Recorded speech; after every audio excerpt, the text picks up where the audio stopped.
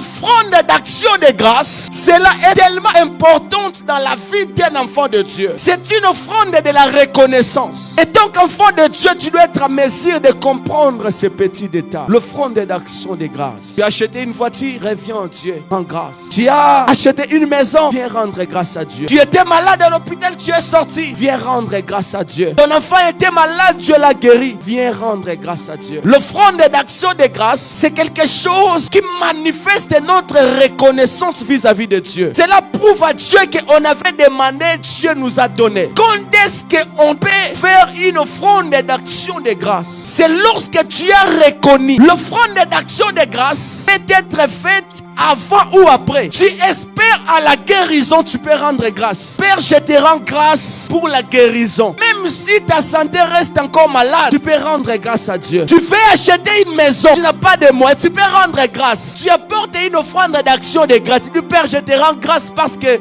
j'aurai telle chose. Dans l'offrande d'action de grâce, cela applique notre foi en Dieu. Et ça montre la reconnaissance vis-à-vis de nous. C'est pourquoi, frères et sœurs, l'offrande d'action de grâce est très efficace dans notre marche chrétienne. Beaucoup prient à ça, mais la rana nous n'a pas si. Moi, je vais prier à la maison. Même à la maison, là, elle ne prie pas. Venir à l'église, rare. Donner à Dieu, on peut s'arrêter. Faire des actions de grâce, tu ne donnes pas. La dîme, tu ne donnes pas. Mais quand comment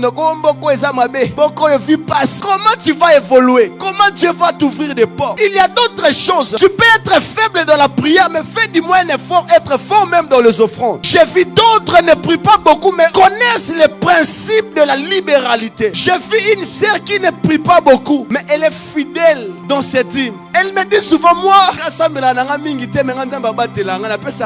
parce qu'elle comprend le principe. C'est lui qui donne sa dîme. Dieu va la protéger contre les dévoreurs. C'est lui qui vient menacer. Il y a d'autres choses, bien aimées, dans la vie. Il faudrait être fort. Vous êtes faible partout. La vie chrétienne exige la maturité. Si tu nous suis en ligne, écris seulement dans les commentaires la puissance des offrandes. Frères et sœurs bien-aimés dans le Seigneur Dieu nous a conduits aujourd'hui de nous parler sur la puissance des offrandes. Beaucoup pensent, lorsqu'on parle des offrandes, on parle de l'argent. Beaucoup pensent, lorsqu'on parle des offrandes, on voit seulement l'argent. Or, en réalité, l'offrande ne veut pas seulement dire l'argent. C'est l'expression de ton cœur. C'est ce que tu exprimes à Dieu. L'offrande ne veut pas seulement dire l'argent. Abraham avait offert à Dieu. On ne nous a pas montré là où Abraham avait donné l'argent. L'offrande, c'est l'expression de votre cœur. C'est ce que Dieu attend de nous. C'est quoi la libéralité? La libéralité est une attitude du cœur. Elle reflète notre amour pour Dieu.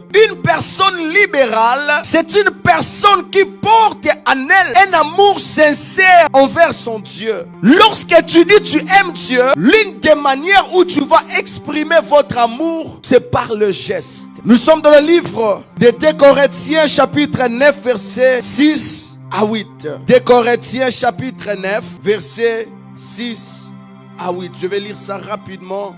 La Bible déclare ceci: sachez-le, celui qui sème paix moissonnera paix, et celui qui sème abondamment moissonnera abondamment. Que chacun donne comme il a résolu en son cœur, sans tristesse ni contrainte, car Dieu aime celui qui donne avec joie. Alléluia. Galates chapitre 6 verset 7. Galates chapitre 6 verset 7. La Bible déclare ceci: ne vous y trompez pas, on ne se moque pas de Dieu. Ce qu'un homme aura semé, il le moissonnera aussi. Parole du Seigneur. Bien-aimés dans le Seigneur, nous allons passer dans notre moment de la prédication. Aujourd'hui, j'aimerais vous parler sur la libéralité.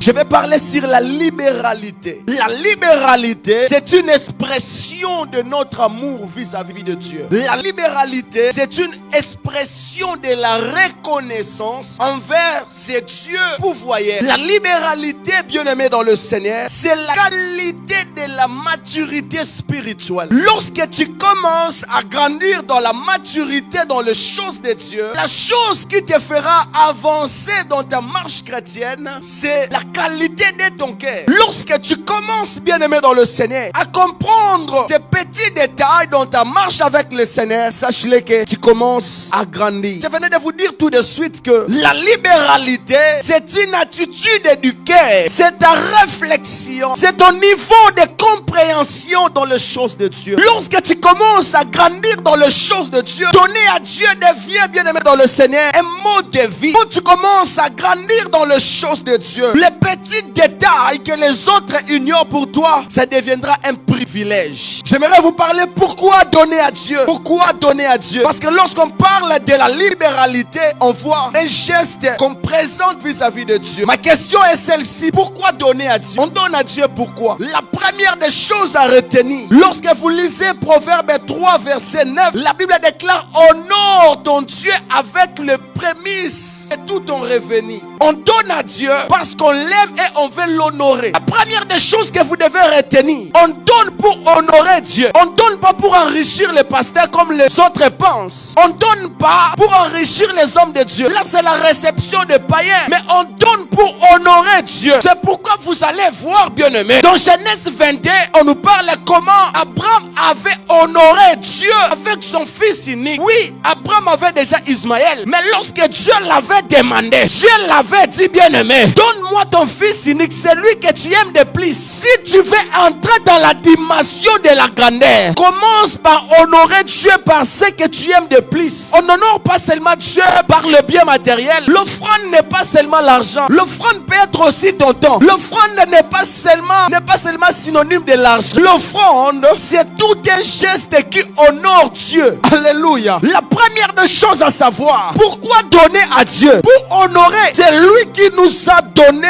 tout ce que nous avons. Comme signe de reconnaissance, on rentre à ses pieds pour l'honorer. La première vérité à savoir sur la libéralité, donner à Dieu, c'est un signe d'honneur. L'offrande n'est pas seulement l'argent, mais c'est tout un geste qui l'honore. Alléluia. Bien-aimé dans le Seigneur, deuxième des choses, pourquoi donner à Dieu? C'est pour s'aimer dans le royaume. C'est pour s'aimer dans le royaume. C'est pour s'aimer dans le royaume. Luc 6, 38. Donnez et vous sera donné. Troisième vérité sur la libéralité. Pourquoi donner à Dieu? C'est pour activer les promesses de Dieu. Malachie 3:10, la Bible dit: mettez-moi à l'épreuve si je n'ouvre pas les écluses des cieux. La troisième des choses, bien-aimées, donner à Dieu, c'est un signe d'activation des promesses de Dieu. J'aimerais nous dire une chose à savoir rapidement avant que nous puissions prier. J'aimerais vous parler sur les différentes offrandes que nous avons selon la Bible. Étant qu'enfant de Dieu, tu dois maîtriser certaines choses et être aussi à mesure de distinguer certaines offrandes. Et tu dois aussi être à mesure de savoir ce que cela peut produire dans ta vie.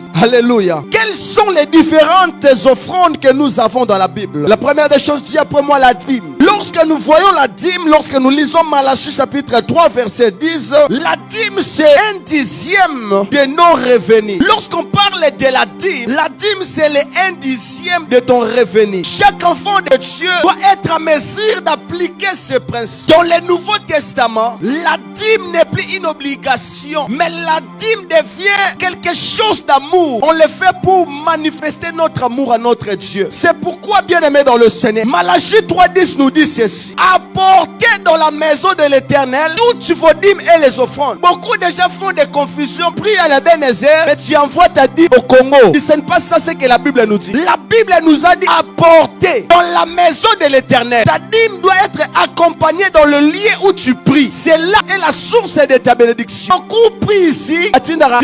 Congo. Oh pasteur, je m'en disconviens pas. Mais la Bible est claire, c'est d'apporter. La première offrande que nous devrons être en mesure de savoir, c'est la dîme. La dîme, c'est le 10e de nos revenus. Elle appartient à Dieu. Dans la dîme, nous voyons des bénédictions que Dieu a promises. Nous voyons la protection, la provision, la protection contre la dévoration. La dîme, bien aimé dans le Seigneur, est le secret de la stabilité financière. Si tu veux grandir dans les choses de Dieu, apprends à appliquer ces petits principes établis par Dieu. Étant qu'enfant de Dieu, je vous exhorte d'appliquer ces principes dans la Bible. Dans la dîme, il y a des choses. Tu les fais, tu es béni. Tu les fais pas, tu es bloqué. Beaucoup de gens, les choses n'évoluent pas dans ce pays parce qu'ils ne respectent pas ces petits principes. La deuxième offrande que nous devons être à mesure de savoir selon la Bible, l'offrande volontaire. L'offrande volontaire, comme nous donnons des paniers dimanche à l'église, on le fait par amour. C'est l'offrande volontaire. Donc, donner librement selon ce que chacun a décidé dans son cœur. C'est ça l'offrande volontaire. Donner librement selon ce que tu ressens dans ton cœur pour Dieu. Dieu regarde la qualité du cœur, pas la quantité. La troisième des choses que nous devons être en mesure de savoir sur l'offrande, nous avons l'offrande d'action de grâce. Quoi l'offrande d'action de grâce? Dieu t'a visité, tu as mis au monde, ma soeur, mon frère, viens rendre grâce à Dieu. L'offrande d'action de grâce, cela est tellement importante dans la vie d'un enfant de Dieu. C'est une offrande de la reconnaissance. Et tant qu'enfant de Dieu, tu dois être en mesure de comprendre ces petits détails. L'offrande d'action de grâce. Tu as acheté une voiture, reviens à Dieu en grâce. Tu as acheté une maison, viens rendre grâce à Dieu. Tu étais malade à l'hôpital, tu es sorti, viens rendre grâce à Dieu. Ton enfant était malade, Dieu l'a guéri, viens rendre grâce à Dieu. L'offrande d'action de grâce, c'est quelque chose qui manifeste notre reconnaissance vis-à-vis de Dieu. Cela prouve à Dieu qu'on avait demandé, Dieu nous a donné. Quand est-ce qu'on peut faire une offrande d'action de grâce? C'est lorsque tu as reconnu. L'offrande d'action de grâce peut être faite avant ou après. Tu espères à la guérison, tu peux rendre grâce. Père, je te rends grâce pour la guérison. Même si ta santé reste encore malade, tu peux rendre grâce à Dieu. Tu veux acheter une maison, tu n'as pas de moyens, tu peux rendre grâce. Tu apportes une offrande d'action de gratitude. Père, je te rends grâce parce que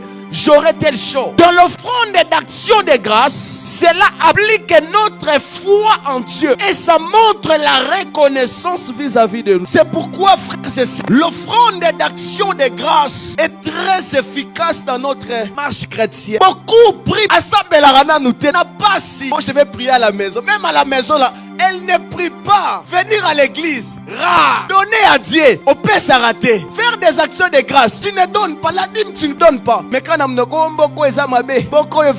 comment tu vas évoluer? Comment Dieu va t'ouvrir des portes? Il y a d'autres choses. Tu peux être faible dans la prière, mais fais du moins un effort, être fort même dans les offrandes. J'ai vu d'autres ne prient pas beaucoup, mais connaissent les principes de la libéralité. J'ai vu une sœur qui ne prie pas beaucoup, mais elle est fidèle dans ses dîmes. Elle me dit souvent, moi,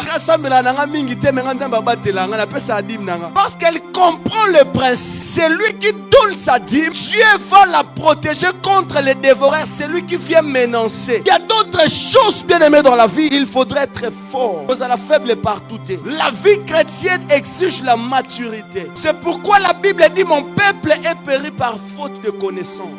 L'offrande d'action de grâce, c'est très important. On le fait une fois constaté quelque chose venant de la part de Dieu. Tu peux espérer en quelque chose, tu peux rendre grâce à Dieu au préalable. La quatrième des choses que vous devez retenir, c'est l'offrande du prémisse. L'offrande du prémisse. L'offrande du prémisse. Proverbe chapitre 3 verset 9. Le blé déclare apporter. Honore ton Dieu avec les prémices de tout ton revenu. Lorsque nous voyons l'offrande du prémisse, c'est la première partie de ton gain. Salaire, récolte, maternité, c'est quelque chose que tu reçois pour la première fois. L'offrande du prémisse, c'est une offrande que tu reçois pour la première fois. Tu peux mettre au monde un enfant. C'est ton premier enfant. Tu peux le présenter à Dieu comme un prémisse.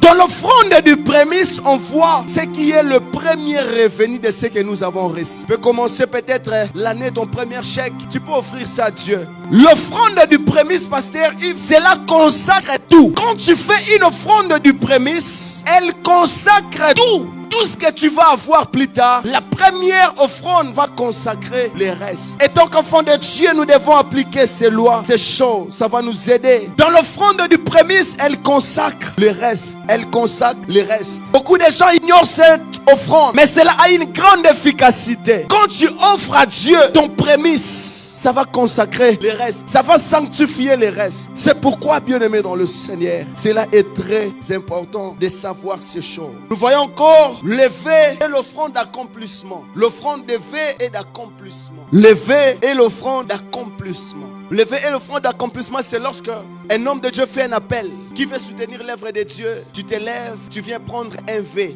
pour soutenir. Lorsque vous lisez Proverbes chapitre 25, la Bible dit, car c'est un piège pour l'homme de prendre à la légère un engagement sacré et de négliger et de réfléchir après avoir fait un V. Dans l'offrande de V et l'offrande d'accomplissement, cela engage la volonté. Cela engage volontairement. C'est un engagement volontairement fait à Dieu. Il faut les accomplir avec fidélité. Quand tu prends les engagements à l'église, n'attends pas qu'on puisse venir chez toi à la maison.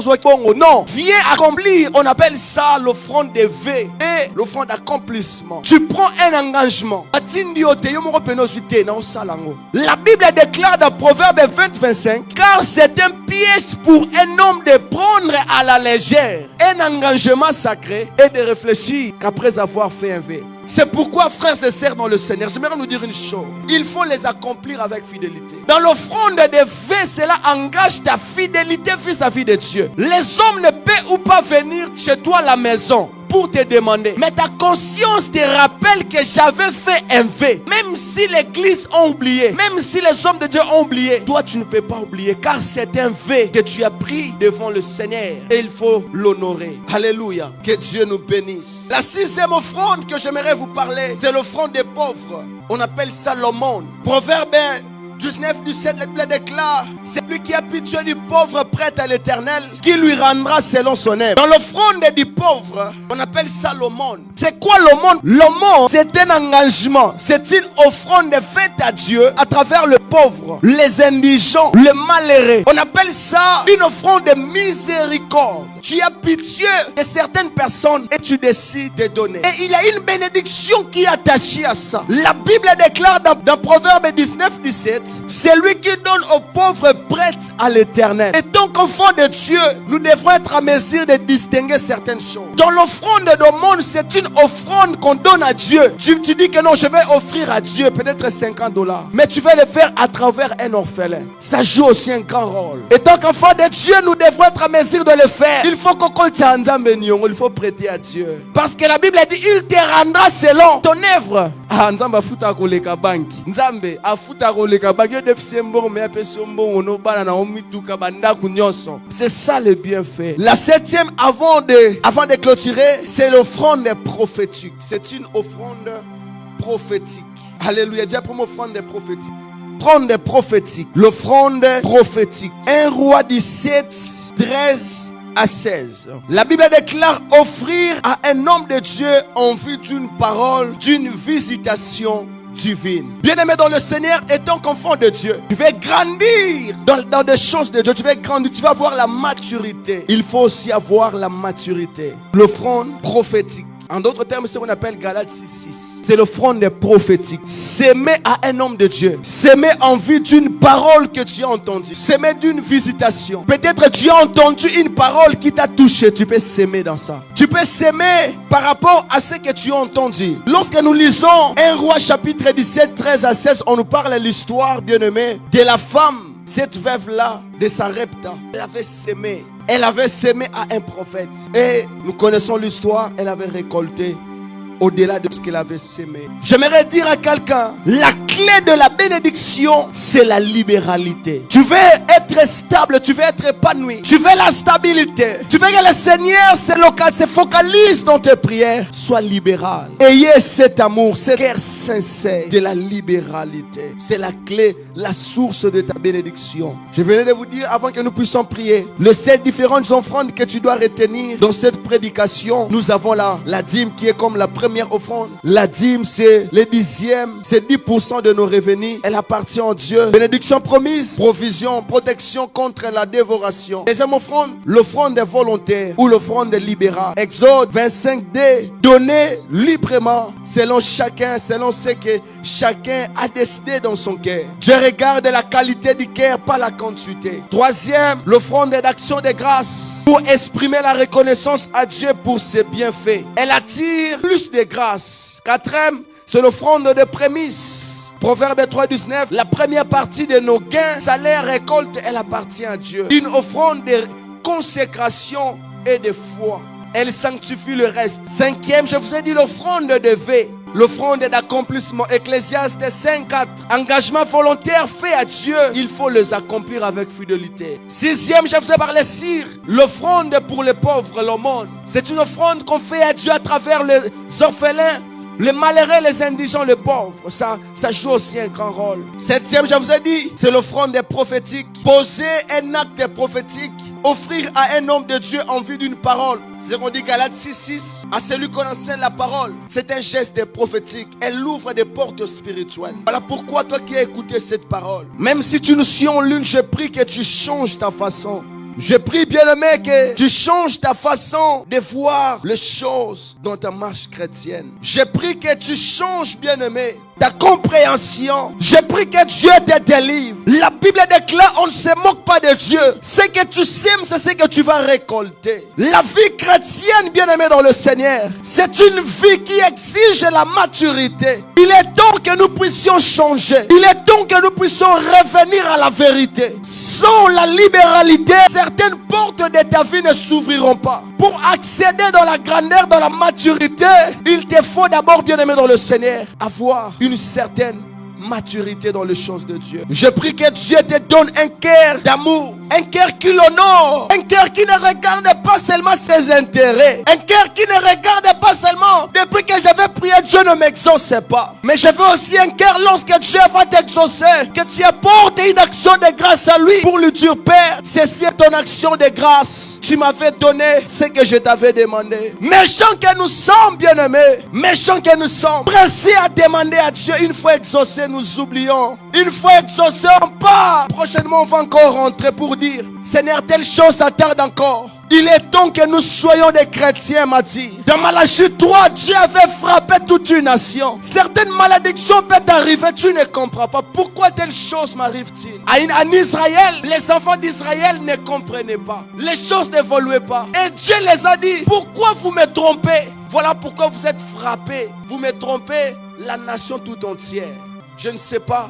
Ce soir, essaie d'évaluer ta vie. 2025 vient de passer. Mais choisis un bon chemin. Choisis une bonne direction de suivre. Décide de toi de marcher avec Dieu. Respecte le petit détail, ça va t'aider. Respecte le petit principe. Tu veux aller loin avec le Seigneur. Tu veux grandir. Applique la libéralité. Rattrape Dieu dans de petits détails. Il y a d'autres choses, pasteur Guy. Au lieu d'aller prier, Dieu t'attend seulement dans le respect de certaines choses, de petits détails. Comment tu peux aller prier Mozoï Banzambe banda o banda kosalo pesa radimte, mais tu pries pour la stabilité financière.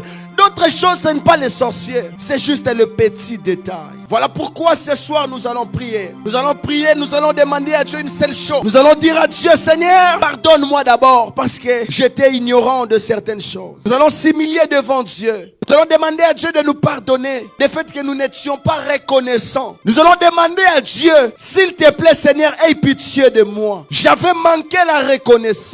La Bible déclare dans Psaume 37, verset 5, verset 4. La Bible déclare, fais de l'Éternel tes délices. Il te donnera ce que ton cœur désire. Donc que Dieu n'est pas ta priorité, donc que Dieu n'est pas le principal de ta vie, rien n'évoluera dans ta vie. Dis à Dieu, papa, ce soir, sois mon délice. Disons à Dieu, sois notre délice. Est-ce qu'on peut commencer à prier? Rabashata labasete, riabalo brasindo lobo shanda rabasalum.